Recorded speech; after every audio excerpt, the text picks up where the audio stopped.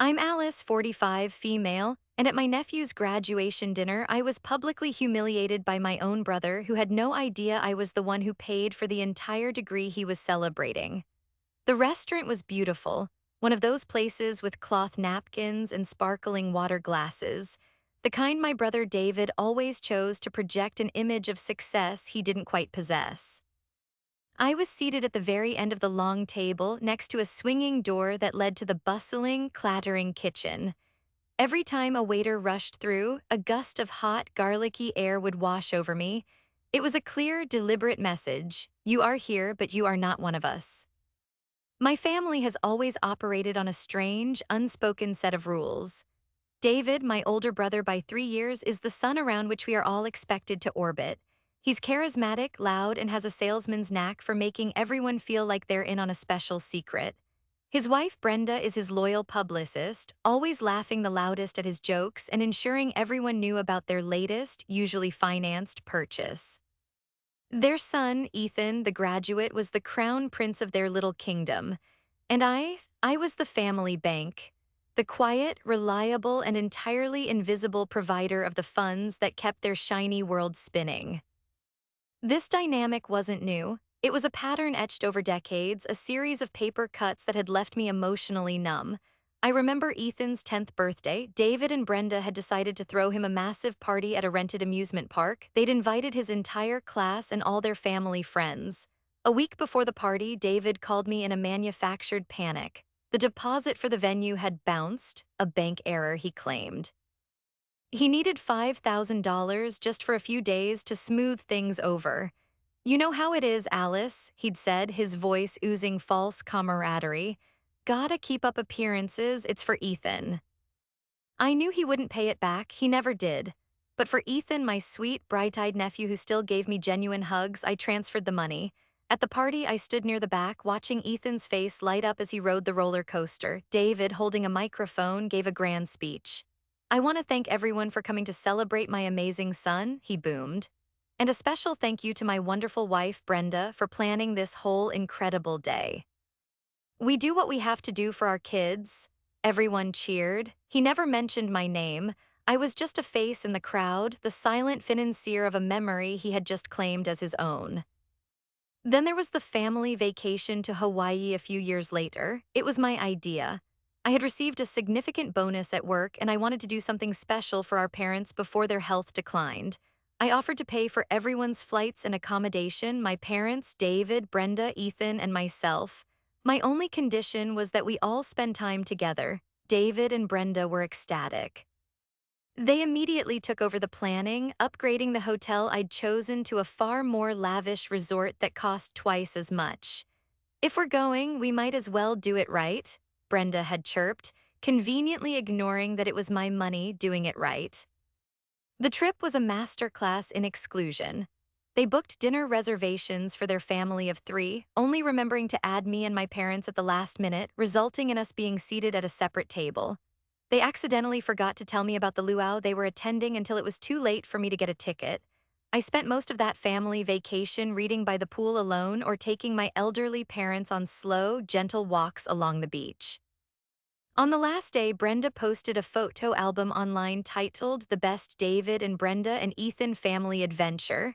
It was filled with pictures of the 3 of them. There was one photo of me in the entire album, blurry and in the background, as I helped my father with his sunscreen. The caption didn't even mention my name. The tuition was the biggest secret of all. It began 4 years ago with another one of David's panicked phone calls. Ethan had been accepted into a prestigious engineering program at a private university, his dream school.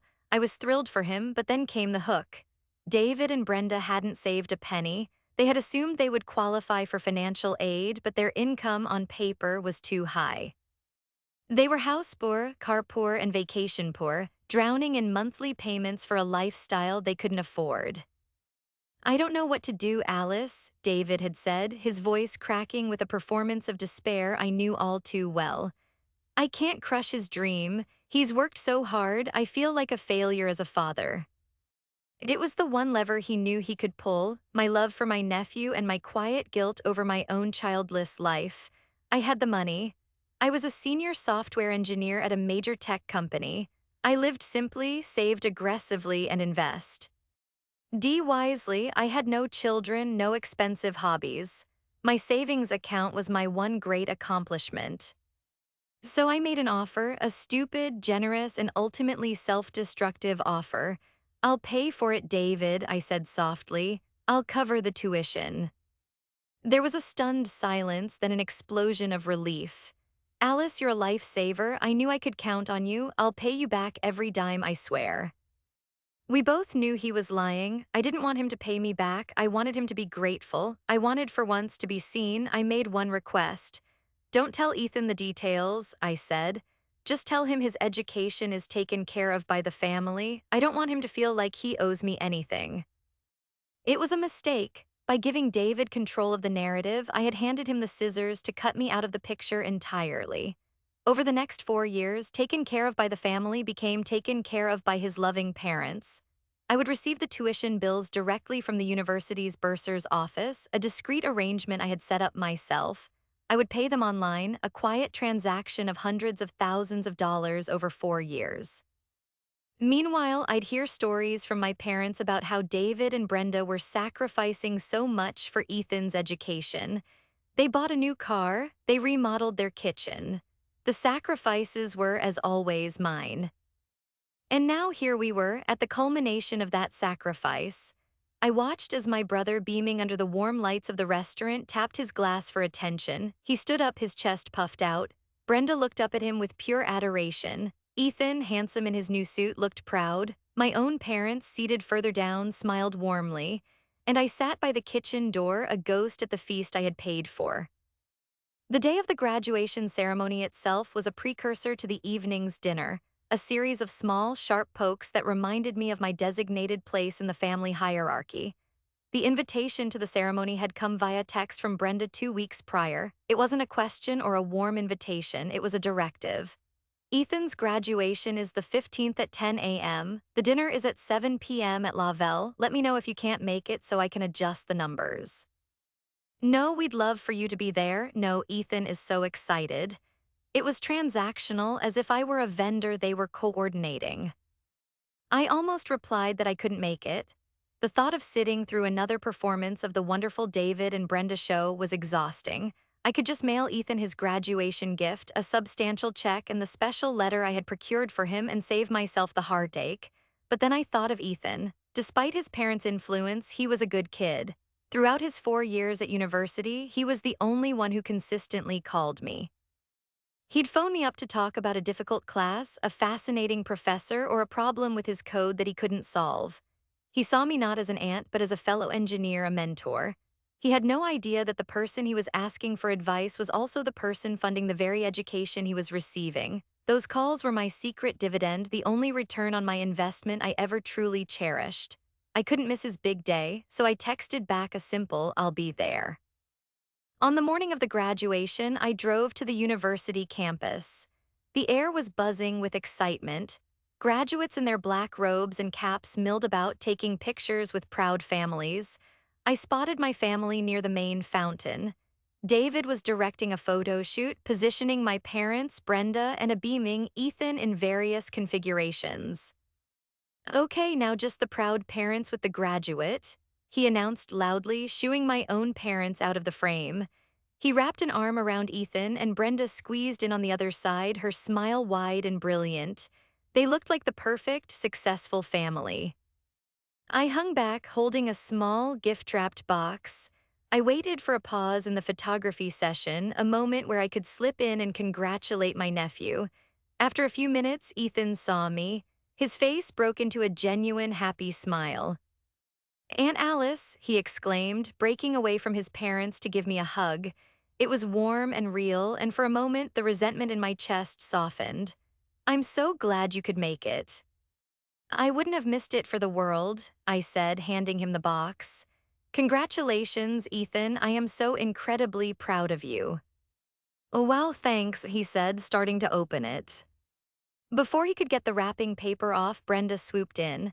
"Ethan, honey, we'll have time for gifts at the dinner," she said, her voice syrupy sweet. She took the gift from his hands and tucked it into her oversized designer purse. We need to go find our seats. David saved us the best ones right in the front. She gave me a tight, dismissive smile. Alice, your ticket is over there, general seating. We just didn't have enough in our block, you unned. Understand. I didn't understand, but I nodded, of course. The family block was for the important family. I was an add-on, a plus one. I watched them walk away, David leading the charge, Brenda clutching her purse with my gift inside, and Ethan looking back at me with a flicker of apology in his eyes before being pulled along. I found my seat in the cavernous auditorium, high up in the back, a single spectator among thousands. I watched the ceremony from a distance, a tiny figure on a massive screen. When they called Ethan's name and he walked across the stage to receive his diploma, magna cum laude, I clapped until my hands were sore, tears of pride stinging my eyes. No one heard me.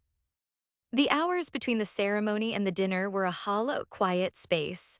I went home, watered my plants, and tried to talk myself into a better frame of mind. This dinner wasn't about me, I told myself. It was about Ethan. I just needed to get through it, to smile, to be the quiet, supportive aunt, and then I could go home and put this whole chapter behind me. I had one last gift to give Ethan, the most important one. Inside a crisp, white envelope on my desk was the letter. It was an official offer of employment from my company, one of the biggest and most innovative tech firms in the world. It was for a coveted position in their new grad rotational program, a dream job for any aspiring engineer. I hadn't just put in a good word for Ethan, I had championed him. I had used every bit of my professional capital, my reputation as a top-performing senior engineer, to get his resume to the top of the pile. I had personally vouched for his skill and his character to the hiring director, a man I had worked with for a decade. I had arranged the interview, coached Ethan on the technical questions, and celebrated with him when he told me he thought it went well. He thought he'd gotten the interview on his own merit through a university career fair. He had no idea his Aunt Alice was the architect of his entire future career path. This letter was my final, secret act of support. I planned to give it to him quietly at the dinner to share in his private joy. This job would change his life. It came with a starting salary that was more than his father made, stock options, and incredible benefits. It was the ultimate launchpad. Holding the letter, I felt a sense of purpose. This would make all the slights, all the indignities worth it. It was for Ethan. I put on a simple but elegant dress, something that wouldn't draw attention, and drove to La Velle.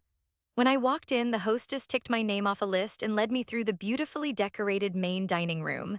I saw my family already seated at a long, festive table in a semi-private alcove. They were laughing, their faces animated and joyful. The table was filled with David and Brenda's friends, other couples who admired their seemingly perfect life. And at the very end of the table, separated by a wide gap from the last of their friends, was a single, small place setting. It was right next to the service station and the swinging door to the kitchen. My seat. The message couldn't have been clearer. I took a deep breath, pasted on a neutral smile, and prepared for the final act. Walking towards that lonely table setting felt like walking a green mile. Every eye from the main table turned to watch me, a brief flicker of acknowledgement before they turned back to the orbit of David's booming voice. Brenda offered a tiny, condescending wave, as if I were a distant acquaintance she was struggling to place. My own parents, caught in the middle, gave me weak, apologetic smiles. They knew this was wrong, but their fear of disrupting David's carefully curated evening was stronger than their instinct to defend their daughter. Alice, you made it, David called out, his tone overly jovial, drawing even more attention to my solitary walk.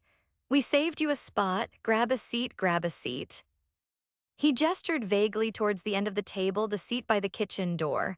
The spot he saved me. It was a power play, plain and simple, a public declaration of my status. I was close enough to be considered present, but far enough away to be excluded from any real conversation or connection. One of his friends, a man in a shiny suit, snickered quietly to his wife. I saw the movement, the shared glance.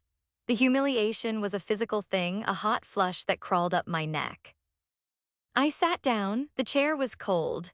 The rhythmic swoosh thump of the kitchen door became the soundtrack to my evening. Every few minutes, a waiter would burst through, calling out orders or carrying stacks of dirty plates, the smell of dishwasher steam and old food momentarily overwhelming the delicate aroma of the expensive bread on my plate. I was, quite literally, with the staff. I tried to engage. I smiled at the person seated nearest to me, one of Brenda's friends, a woman named Carol. It's a beautiful restaurant, I saw. My voice feeling small and rusty. Carol looked at me, her eyes doing a quick, dismissive scan of my simple dress and understated jewelry. Oh, it's David and Brenda's favorite, she said, already turning back to her conversation. They have such wonderful taste. And that was it, my one attempt at connection rebuffed. I unfolded my napkin and placed it on my lap. From my vantage point, I had a perfect view of the celebration. I watched as David regaled the table with an exaggerated story about his latest sales conquest. I watched as Brenda showed off photos on her phone of their kitchen remodel, the one I had indirectly funded. I watched as Ethan, caught up in the glow of being the man of the hour, accepted congratulations and laughed along with everyone. He glanced my way once or twice, a brief, fleeting look, but he was a planet held firmly in his parents' gravitational pull. To break away would require an act of rebellion I knew he wasn't capable of. The waiter came to take my drink order. I asked for a sparkling water. He returned a moment later and placed it on the table without a word, already focused on the more important guests at the other end. I took a slow, deliberate sip. The water was crisp and cold. I focused on the tiny bubbles rising in the glass, a small, contained universe of silent activity. It felt fitting. For the next hour, I was a spectator. I ate my salad in silence, my fork clinking softly against the ceramic plate. I listened to the waves of laughter, the clinking of wine glasses, the overlapping stories of people whose lives felt a million miles from my own. They talked about their summer plans in the Hamptons, their new boat, their children's acceptances to other expensive universities.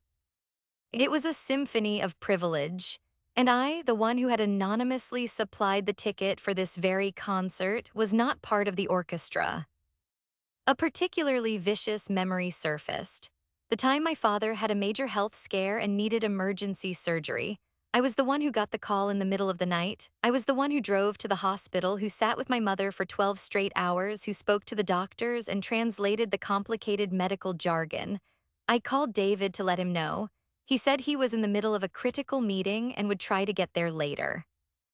He and Brenda showed up 6 hours after the surgery was successfully completed, just in time to greet the visitors.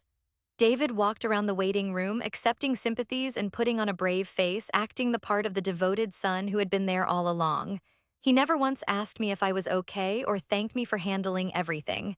He simply took his place at the center of the drama, the rightful heir to the concern and attention. That's who my brother was. He didn't create things, he claimed them. He didn't build foundations, he simply stood on top of them and declared the view was his. My money, my time, my emotional labor, they were all just bricks he used to build the facade of his own success. And for years, I had let him do it. I had told myself it was easier than fighting. I had told myself it was for the good of the family. But sitting there by the noisy kitchen door, I realized there was no family. There was just David's world, and the rest of us were just unpaid actors with non-speaking roles. Brenda chose that moment to compound the indignity. She leaned back in her chair and called down the table to me, her voice loud enough for everyone to hear. "Alice, you're so quiet down there. Are you enjoying the breadsticks?" The table quieted for a moment and all eyes were on me again. It wasn't a genuine question. It was a verbal prod, a way of highlighting my isolation. She was pointing out the sad, quiet woman at the end of the table. I felt a surge of something hot and sharp, something other than shame. It felt like anger. It was an unfamiliar feeling. I had spent so long suppressing it, burying it under layers of accommodation and quiet resignation. But there it was. I took a sip of my water and looked directly at her. I gave her a small, tight smile. "They're fine, Brenda. Thank you for asking." My tone was flat, devoid of the gratitude she expected. It was a small thing, a tiny act of defiance, but it felt monumental. Her smile faltered for a fraction of a second. She hadn't expected me to be anything but meek. She turned back to her friends, the moment passing, but something inside me had shifted. The numbness was beginning to wear off. I was no longer just a spectator. I was a witness, and I was waiting. I didn't know what I was waiting for, but I knew the evening wasn't over yet. The main course had yet to be served. After the main courses were cleared away, my plate of salmon, eaten mostly in silence, whisked away by a passing waiter, David stood up. He clinked his fork against his wine glass, a familiar, attention-grabbing sound that always set my teeth on edge. A hush fell over the table. The friends of David and Brenda looked at him expectantly. My parents looked proud. Ethan looked at his father with admiration. Brenda's face was a mask of pure adoration. If I could have everyone's attention for a moment, David began, his voice resonating with practiced confidence. He held his glass high. I just want to say a few words about my son, Ethan. He smiled, a wide, camera-ready smile. Today I am the proudest father in the world. Seeing him walk across that stage, magna cum laude, no less, it's a moment a parent lives for. It's the culmination of a dream. Not just his dream, but ours too. He looked at Brenda, who practically melted. My beautiful wife, Brenda, and we've always told Ethan that he could be anything he wanted to be. We've pushed him, we've supported him, and we've made the sacrifices necessary to get him to this day. Sacrifices, the word hung in the air, and for me it landed with a thud. I thought of the canceled vacations I'd taken to ensure the tuition payment would clear. I thought of the new car I'd put off buying, the home renovations I'd postponed indefinitely. I thought of the sheer, crushing weight of $250,000, a sum I had quietly paid without a single word of complaint. My sacrifice, not his. It takes a village, as they say, David continued, gesturing expansively around the table. And we are so grateful for our village. To all of our friends here tonight, thank you for your encouragement over the years. To my parents, he nodded down the table, thank you for always believing in him. He paused for dramatic effect, his eyes sweeping across the faces of his audience. His gaze passed right over me as if my chair were empty. And so, he said, his voice rising to a crescendo, I want to propose a toast. Let's all raise a glass and thank the people who actually helped him get here. He looked pointedly at Brenda, then at his parents, then around at his friends. The emphasis on the word actually was a deliberate poisoned dart aimed directly at me. It was his way of saying that my contribution, whatever little they imagined it to be, was insignificant, that the real help was emotional support, not the cold, hard cash that made the entire enterprise possible. A wave of laughter went through the table. It wasn't cruel necessarily. It was the easy, thoughtless laughter of people who were in on the joke. They all knew the family narrative. David and Brenda were the hardworking heroes of this story. I was the strange, quiet sister who was a bit of a recluse. The joke was at my expense, and I was the only one not laughing. I just sat there, my water glass cold in my hand, the kitchen door swinging rhythmically beside me. The humiliation was complete. I felt small, invisible, and utterly foolish. I just wanted to disappear. I put my glass down and focused on a crumb on the tablecloth, my world shrinking to that single point. I would wait until the toast was over, make a quiet excuse about an early morning, and slip out the door. I would go home, tear up the letter with the job offer, and sever the financial ties forever.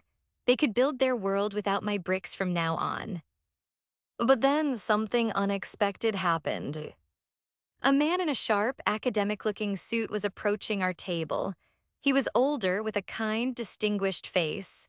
He scanned the group, and his eyes landed on me. He smiled a warm, genuine smile and walked directly to my end of the table, completely bypassing David, who was still standing with his glass raised, his toast momentarily forgotten. The man extended his hand to me. Alice, isn't it? He said, his voice calm but clear, easily carrying across the now silent table. I'm Dr. Albright, the Dean of the College of Engineering. I saw you from across the room and had to come over and introduce myself properly. I was so stunned I could only blink. I shook his hand automatically. Yes, hello, Dr. Albright. It's an honor to meet you. David, his moment stolen, slowly lowered his glass. A confused frown replaced his beaming smile. Brenda's adoring expression had curdled into one of suspicion. Everyone at the table was staring, trying to figure out how the dean of the university knew the quiet woman at the end of the table. The honor is all mine, Dr. Albright said, his voice filled with genuine warmth. He was still holding my hand.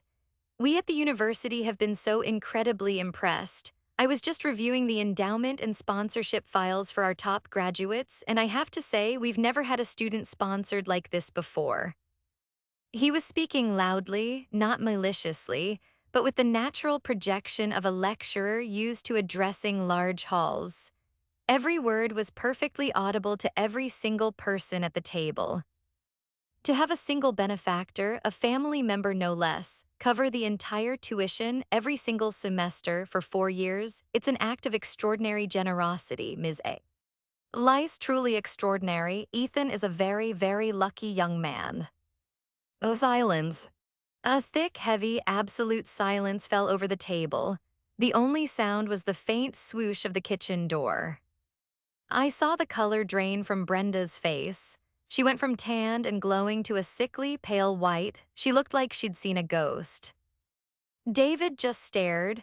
His mouth was slightly open, his eyes wide with disbelief. He looked from the dean to me and back again, the cogs in his brain visibly grinding, trying to process information that did not compute with his reality. Ethan looked utterly bewildered, his eyes darting between his parents and me. Dr. Albright, oblivious to the family drama he had just detonated, finally let go of my hand. In any case, he said cheerfully, I just wanted to thank you personally on behalf of the university. You've given a brilliant young man an incredible gift. Enjoy your celebration. He gave me one last smile, nodded politely to the stunned table, and walked away. The silence he left behind was deafening. It was filled with all the unspoken truths, all the casual cruelties, all the years of me being diminished and erased. For a long moment, nobody moved, nobody spoke. They all just stared at me, the ghost at the feast who had suddenly, shockingly materialized. And in that silence, I felt that flicker of anger from earlier ignite into a steady, controlled flame. The numbness was gone. The hurt was still there, but it was now fuel. I picked up my water glass, my hand perfectly steady. I looked down the long table, past the shocked faces of David and Brenda's friends, past my bewildered parents, directly at my brother. And then finally I spoke. My voice, when it came out, was not loud. It was not angry. It was quiet, clear, and as sharp as a shard of glass. Funny, I said, looking directly into my brother's wide, unblinking eyes. Nobody wanted to thank the one who paid his tuition in full. The words landed in the silent room with the force of a physical blow. David flinched as if I'd slapped him. Brenda made a small, choking sound. Ethan's jaw dropped, his face a canvas of pure, unadulterated shock. My mother brought a hand to her mouth, and my father just stared, his expression unreadable. David found his voice first, a sputtering, defensive gasp. What are you talking about, Alice? That's ridiculous. We paid for Ethan's school. He said it with the blustering conviction of a man who had told a lie so many times he'd almost convinced himself it was true. But the performance was weak, his eyes betraying a frantic panic. I didn't raise my voice, I didn't need to, I had the truth, and it was heavier than any shout. Did you, David? I asked, my tone dangerously calm. Did you pay the $80,000 bill that arrived from the bursar's office every year for the past 4 years? Did you log into the online payment portal and transfer the funds from your account? Because I did. I let that sink in. I could see the friends at the table exchanging horrified, fascinated glances. Their perfect image of David and Brenda was shattering in real time. Brenda finally snapped out of her stupor. You're lying, she hissed, her voice low and venomous. You're trying to ruin Ethan's night. How could you be so selfish? Selfish? I almost laughed. The audacity was breathtaking. Was I being selfish 4 years ago when David called me crying, saying he couldn't bear to crush his son's dream because you two hadn't saved a single dollar for his education?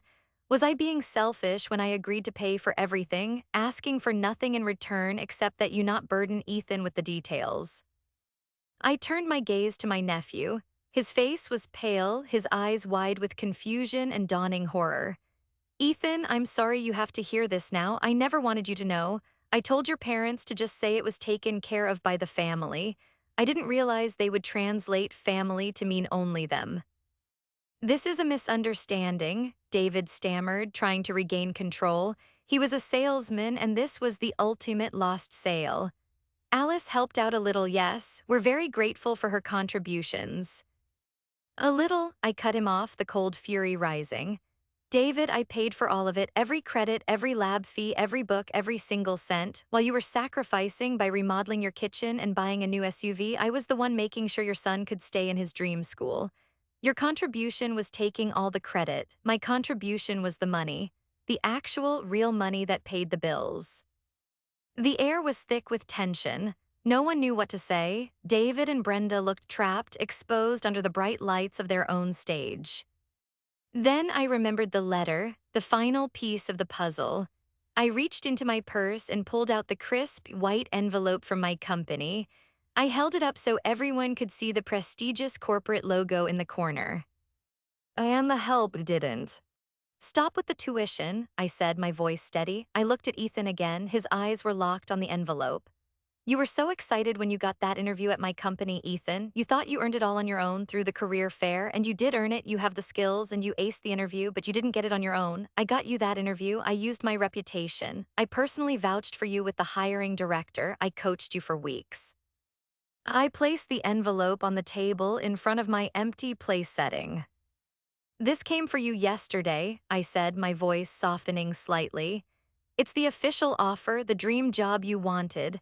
But listening to that toast, sitting here by the kitchen, I'm not so sure you deserve it anymore. That was the final, devastating blow. It wasn't just about the money anymore. It was about respect. It was about a future, a career, a life-changing opportunity that was now hanging in the balance, all because his parents couldn't offer a simple thank you. Ethan looked like he couldn't breathe. He looked at the letter, then at his parents, then at me. He saw the whole 4-year charade laid bare, his parents' lies, my silent sacrifice, and his own ignorance of the truth. Brenda lunged forward in her seat. You can't do that, that's his future, you can't take that away from him. I'm not taking anything, I said calmly, standing up for the first time. I felt tall, I felt powerful. The offer is his, but it was secured through my hard work and my name, a name your family has spent years dismissing and disrespecting. So the question is, does he want a future that's built on that foundation? I looked at my brother, whose face was a mixture of fury and shame. I looked at my sister-in-law, whose mask of superiority had crumbled into ugly desperation. I looked at my parents, who looked devastated and ashamed of their own passivity. And then I looked at Ethan, my nephew, the boy I loved and had sacrificed so much for. The choice was now his. I think I'm going to leave now, I said to the silent table. I've suddenly lost my appetite. I picked up my purse, leaving the letter sitting there on the table, a white flag of truce and a declaration of war all at once. Without another word, I turned and walked away. I didn't look back. I walked past the shocked hostess, out the heavy oak doors of the restaurant, and into the cool, clean night air. And for the first time in a very long time, I felt free. The drive home was silent. I didn't turn on the radio. I just listened to the hum of the tires on the pavement, my knuckles white on the steering wheel. My mind, however, was roaring. It replayed the scene at the restaurant over and over, the shock on David's face, the pale horror on Brenda's, the utter bewilderment in Ethan's eyes. I hadn't planned for any of it. The confrontation wasn't a calculated act of revenge, it was a spontaneous combustion of years of suppressed hurt. When I got home, I fully expected my phone to start ringing immediately. I expected a barrage of angry texts from David, pleading calls from my mother, perhaps even a venomous message from Brenda, but for an hour there was only silence. It was a heavy, unnerving quiet. They were regrouping. David, the master salesman, was trying to figure out how to spin this, how to salvage his image in front of his friends and, more importantly, his son. I made myself a cup of tea, my hands still trembling slightly. I sat in my favorite armchair, the one that faced the window overlooking my small, tidy garden. I had done it. I had finally spoken the truth. The consequences were yet to be seen, but the act itself felt like lancing a wound that had been festering for 2 decades. It was painful, but it was clean. Just as I was starting to relax, my phone buzzed. It was a text from a number I didn't recognize. My heart leaped, thinking it was one of David's friends, but the message was from Ethan. Aunt Alice, I am so sorry. I didn't know. I had no idea. Can we please talk? His words were simple, direct, and devoid of the excuses I would have expected from his parents. It was the first crack of hope in the wall of deceit. Before I could decide how to reply, the phone rang. It was my mother. I let it go to voicemail. I wasn't ready to hear her excuses, her pleas for me to be the bigger person and smooth things over for the sake of family. A moment later, a call from my father. I let that one go too. Then David. The screen lit up with his name, and I felt a wave of revulsion. I declined the call with a firm press of my thumb. He immediately called back. I declined again. A text message from him popped up. Alice, pick up the phone. We need to talk about this. You embarrassed the whole family. I almost laughed out loud. Even now, after everything was exposed, his primary concern was his own embarrassment, not the truth, not his lies, not my years of sacrifice, his public image. That W. As all that mattered. I decided to set the terms. I was done reacting to their dramas. It was time they reacted to my reality. I texted my brother back. No, David, we have nothing to talk about. My conversation from now on is with Ethan and Ethan alone. Then I replied to Ethan's. I'm willing to talk. Meet me for coffee tomorrow morning, 10 a.m., the little cafe on Maple Street. Come alone. I knew the condition, come alone, was crucial. He needed to step out from his parents' shadow to have a conversation that wasn't coached or manipulated by David and Brenda. His willingness to do so would be the first test. He replied almost instantly, I'll be there, thank you. The rest of the night was a storm of notifications. My parents left tearful voicemails. My mother talked about keeping the peace. My father mumbled something about being proud of me but hating the conflict. David sent a string of increasingly frantic and angry texts, alternating between demanding an apology from me and trying to justify his actions. We were protecting you, one text read, a truly baffling piece of revisionist history. You're so private, we didn't want to put you on the spot by announcing your finances to everyone. Another said, you have no idea the pressure I'm under. A little help from family is what's expected. Brenda predictably chose to attack. She sent a long, rambling message about how I was jealous of her family, how I was trying to poison Ethan against his own parents, and how I had a moral obligation to give him the job offer letter. I read the first few lines and then deleted the entire thread without finishing. Her words had no power over me anymore. They were just the frantic buzzing of a hornet trapped in a jar. I slept better that night than I had in years. The next morning, I arrived at the cafe on Maple Street a few minutes early. I chose a small table in the corner, a spot that offered privacy. I ordered a black coffee and waited. I had no idea what to expect. Would Ethan show up? Would he bring his parents in defiance of my request? Would he come with a list of justifications and excuses fed to him by his father? At exactly 10 a.m., he walked in. He was alone. He looked tired, his eyes red-rimmed, as if he hadn't slept at all. He was wearing a simple t-shirt and jeans, a stark contrast to the expensive suit from the night before. He saw me and walked over, his shoulders slumped. Hi, Aunt Alice, he said quietly, pulling out the chair opposite me. Hi, Ethan, I said, my voice gentle. Thank you for coming. The waiter came and Ethan ordered a coffee. For a long moment after the waiter left, we just sat in silence. He wouldn't meet my eyes, he just stared at his hands, which were clasped tightly on the table. Finally, he looked up, and I saw that his eyes were glistening with tears. They lied to me, he said, his voice thick with emotion. For 4 years they lied. Every time I worried about the cost, every time I thought about getting a part-time job, they told me not to worry. They said, we've got it covered, son, just focus on your studies. They made it sound like it was their grand struggle. He took a shaky breath. Last night after you left, it was awful. Dad just kept yelling about how you'd humiliated him. Mom was crying, saying you were trying to steal me from them. It wasn't until I yelled at them to just tell me the truth that my dad finally admitted it. He admitted you'd paid for everything. I just listened, letting him speak. This was his moment of reckoning, and he needed to get it all out. I feel like such a fool, he whispered, wiping at his eyes. And I feel so ungrateful. All those times I called you for help with my coursework, I thought I was just calling my cool aunt who was good at coding. I had no idea I was talking to the person who was making it all possible. I can't imagine what you must have thought of me. Ethan, I said softly, and he finally met my gaze. I never thought anything bad about you. I loved our calls. They were the best part of this whole thing for me. I was just proud of you. A tear slipped down his cheek.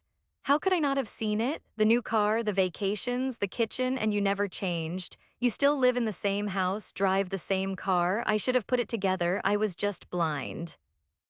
You weren't blind, I said. You were taught not to see. You were raised in a system designed to make your father look like the hero and me like a background character. It's not your fault.